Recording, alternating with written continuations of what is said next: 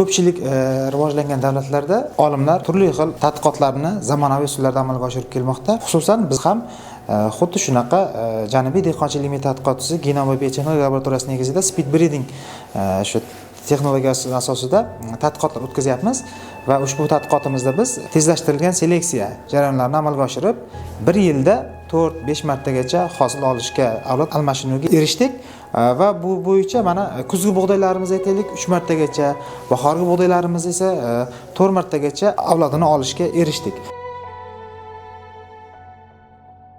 Bundan tashqari biz o'sha o'simliklarda, dukkakli ekinlarda, donli boshqa turdagi donli ekinlarda ham o'sha tadqiqotlar o'tkazyapmiz. Mana no'xat bo'yicha ham speed breeding bo'yicha ishlar omborga oshirdik. Mana o'sha bizda no'xatimiz dukkaklagan, gullagan, to'liq hosil berish tashqi muhitdagidek holatda ketmoqda va bunda biz fenologik kuzatuvlarni amalga oshiryapmiz.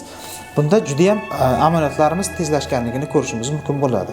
Ko'rib turganingizdek, xonada qizil, infraqizil nurlar, turli xil nurlar ta'sirida o'sha biz ko'rishimiz mumkin. Ya'ni bu asosan quyoshdan keladigan 3 xil spektrlar ta'siri bo'ladi. Bu spektrlarni boshqarish evaziga maxsus fitolampalarimiz bor. Maxsus fitolampalar o'sha zamonaviy firmalarda o'sha texnologiyalar asosida olimlar tomonidan yaratilgan lampa bo'lib, mana shu bu o'simliklarning o'sib rivojlanishi uchun kerakli bo'ladigan oziqlantiruvchi nur hisoblanib, ya'ni to'liq fotosintez jarayonlari optimal holatda amalga oshishini ta'minlab beruvchi maxsus fitolampalar hisoblanadi.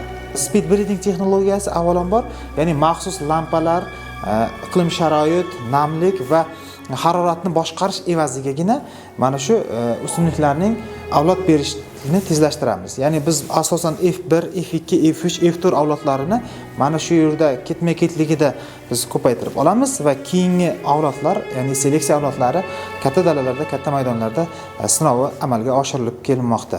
Bittagina bug'doy bo'yicha biz to'xtalib qolmasdan biz mana tirtikalida yoki arpada yoki makkajo'xori yoki yasmiqda bu texnologiyani amaliyotga joriy etish bo'yicha tadqiqotlar amalga oshirib kelmoqdamiz.